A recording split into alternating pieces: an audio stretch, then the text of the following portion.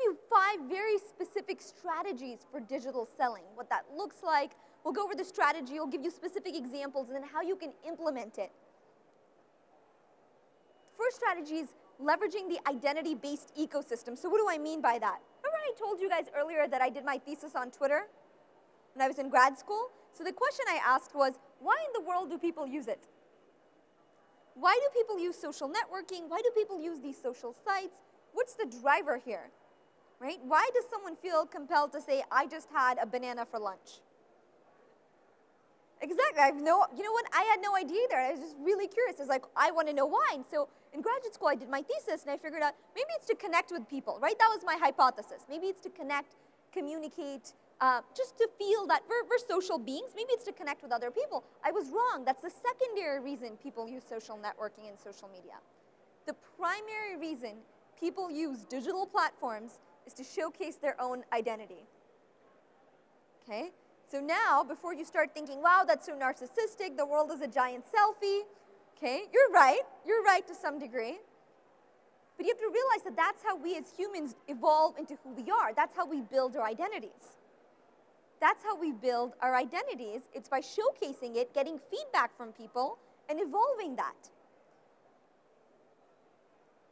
Facebook introduced their timeline feature not too long ago.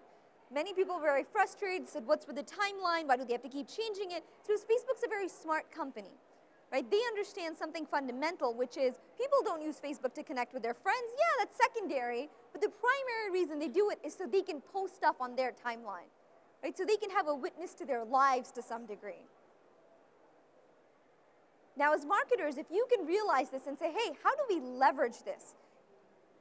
So then it goes from it being less about your brand.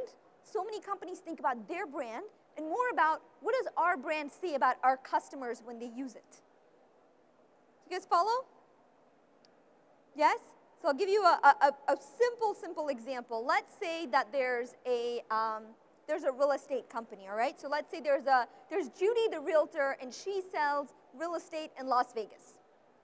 And she has options of creating 2 Facebook pages. One page can be Judy's, real estate company.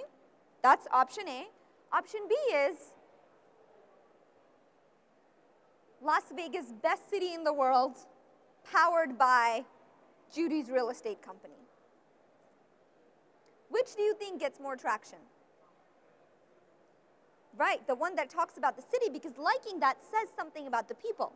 This is why local cupcakeries, this is why local businesses, this is why nonprofits have such an easier time sometimes with the digital world than B2B companies or B2C companies or companies for profits or even conglomerates.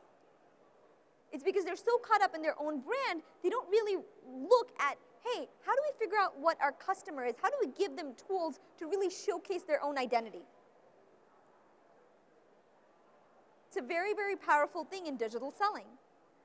Personalization, really catering to your customer's identity, figuring out what it is that they want and allowing them to showcase that a little bit more in whatever you're offering it is, it's very, very powerful.